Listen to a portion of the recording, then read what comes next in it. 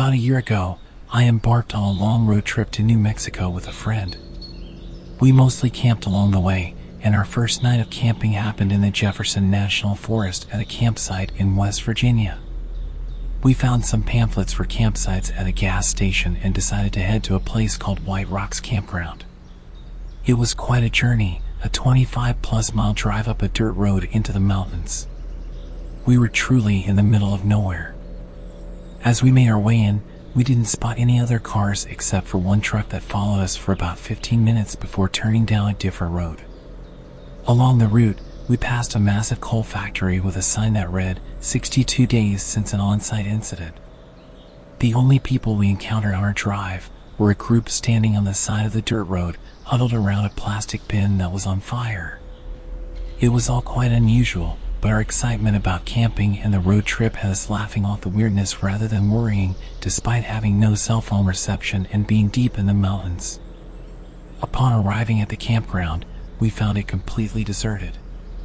Not a single car or person in sight, and this campground had about 30 sites. We drove around, hoping to spot someone, but when it became clear we were alone, we randomly picked a site and decided to stay. We got out of the car and stood there, listening. The silence was unnerving. I've always loved being in the woods and have never felt scared or intimidated, but this time was different. There were no bird sounds, just thick, eerie silence. It was like something out of a Blair Witch movie. The daylight was fading fast, and we decided to start a fire and set up our tent to get comfortable. My friend was in charge of setting up the tent, while I worked on the fire. As we went about our tasks, we'd occasionally stop and listen. My friend even commented that if anyone were to approach us, at least the crunchy leaves everywhere would make them easy to hear. You can probably see where this is going. I thought we were just getting spooked by our imaginations, but it genuinely felt like someone was watching us. It was the first time in my life I'd ever experienced that feeling. I had goosebumps, and I wanted to leave, but I kept my composure for my friend, who, as it turned out, was also internally freaking out but trying to keep it together. Once we got the fire going, the tent was set up, and our sleeping bags were ready. The sun had completely set. Sitting around the fire together, the darkness seemed to encroach upon us, making us feel suffocated. My friend tried to alleviate the tension by pulling out a book to read aloud and make us feel more at ease.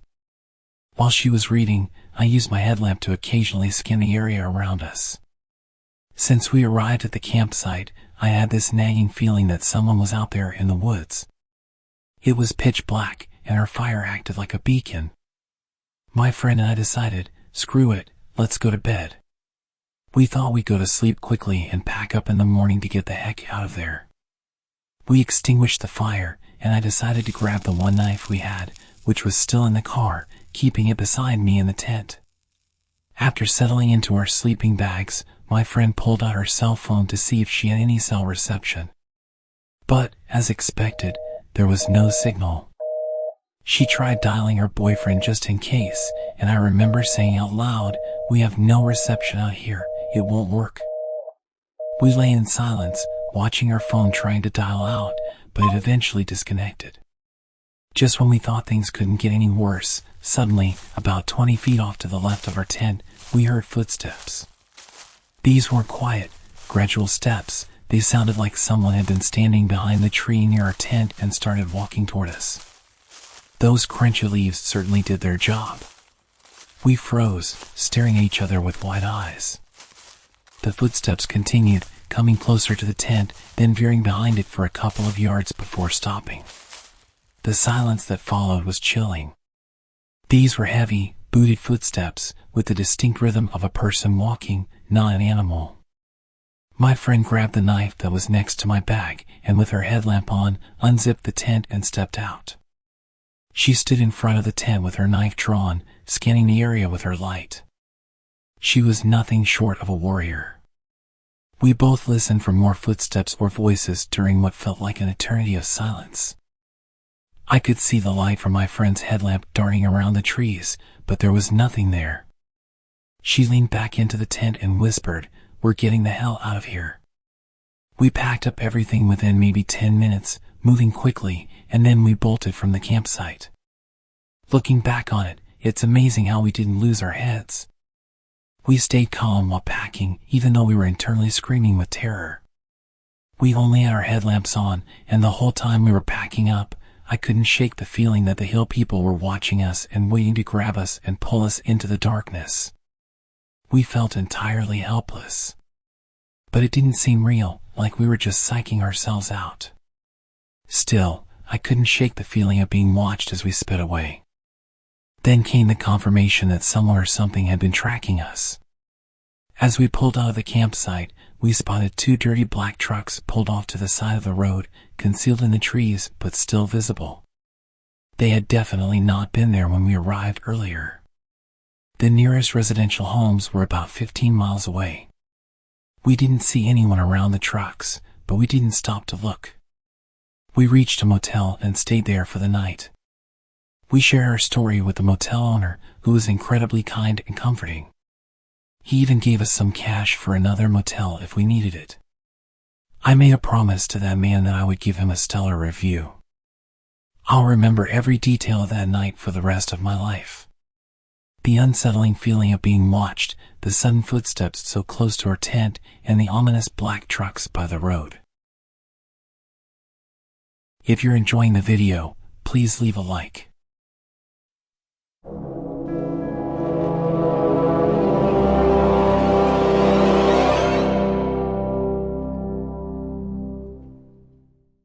In the 90s, before everyone had cell phones, my Girl Scout troop was camping in a state park when a terrible storm came through the area with major flood warnings. The rangers at the park frantically came through every campsite and evacuated everyone to higher ground. Everyone, that is, except my group and the Boy Scouts in the site next to us. We went to bed with light rain, but woke in the middle of the night to our tents collapsing from the water quickly rising. The Boy Scouts, they were 12 to 16 years old, we were between 7 and 9, helped us quickly pack our site into our cars. Unfortunately, the roads were too dangerous to drive because we couldn't see how deep the water was. And we didn't know if any sections of the road had washed out. We abandoned all the vehicles and used the map that the scout leaders had to find someplace that wouldn't be flooded. A few miles away there were treehouse cabins that were built around a tree and lofted 15 feet in the air.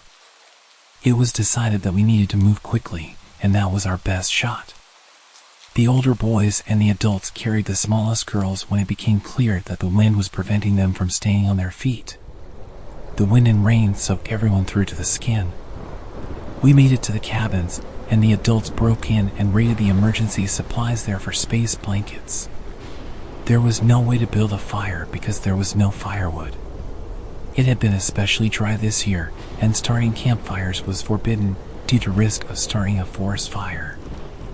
I remember shivering for hours, all of us girls in the middle of a huddle on the floor with the boys on the outside trying their best to keep us warm. One of the boys asked us if we knew any Girl Scout songs.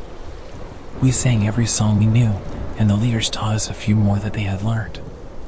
At some point we convinced the boys to sing in rounds with us. The storm lasted through the night. Some girls started crying, and I remember one had a panic attack.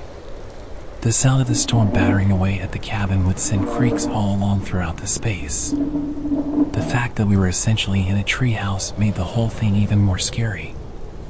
I was convinced that we were going to be blown over and either fly away or all be crushed when we hit the ground.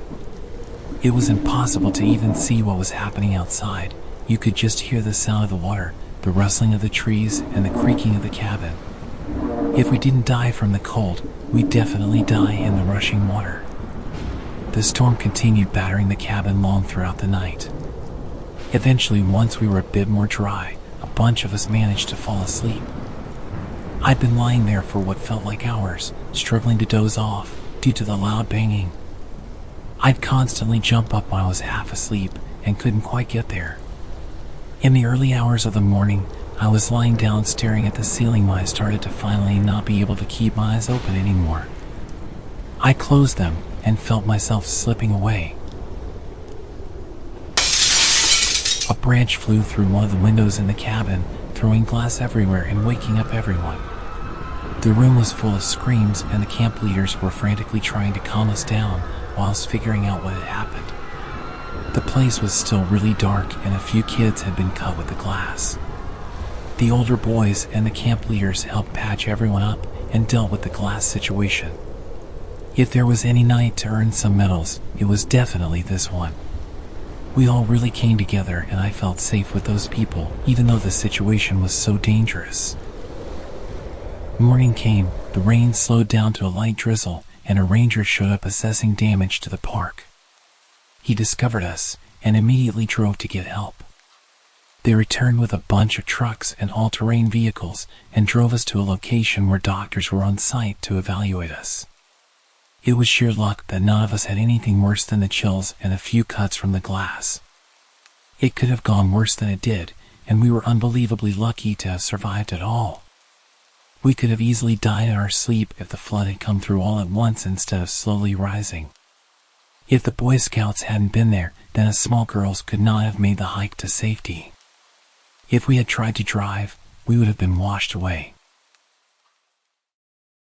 Remember to subscribe if you like the video. I'm watching you.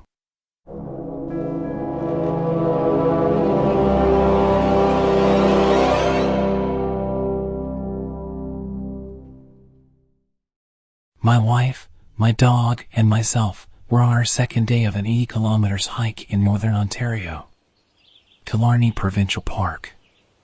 We set up camp on a point about 750 meters into a lake. One way onto the point and one way off the point. We were hearing wolves since about 9 p.m. We went to bed by about 10, and the howls were getting closer and closer. Then, one owl from right behind us on the trail down to the point. I got out of the tent and started making lots of noise trying to scare it off. This usually works for bears whom we have had lots of encounters with. I didn't see anything there and didn't hear anything either.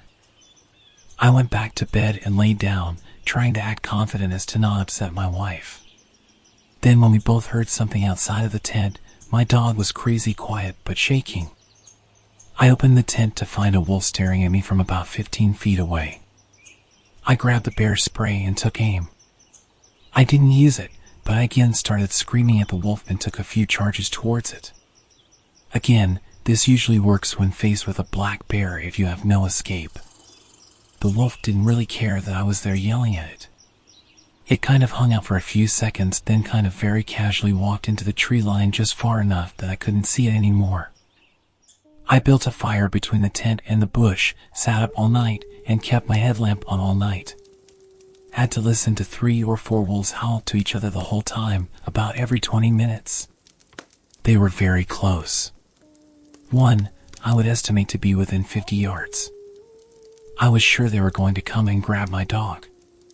At about 6 a.m., a bunch of them started howling all together, way more than during the night, but it sounded like 8 to 10 wolves. We waited until about 8 a.m., then packed up and got the hell out of there. We were 36 kilometers deep. Took us 2 days to hike in, but we hiked out in 6.5 hours. About 1.5 hours into our hike out, the wolves started howling behind us again. They were following us out. On the way back, we saw a bear with 2 cubs. This would usually concern us a bit, but we were just like, get the hell out of my way. My wife lost all her toenails from the hike. And my poor dog got some serious anxiety about being in the tent.